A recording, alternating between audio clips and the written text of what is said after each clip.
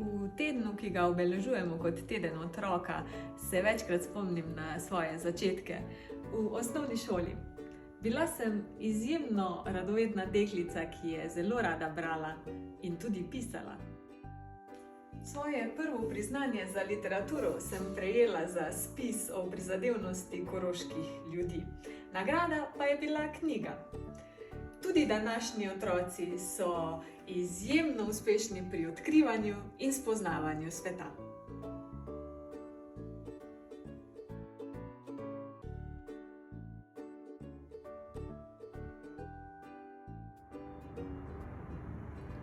Ravno v okolici, kjer sem sedaj, se izvajajo številne dejavnosti. Se berejo knjige, v bližini je šola in gradi se nov vrtec.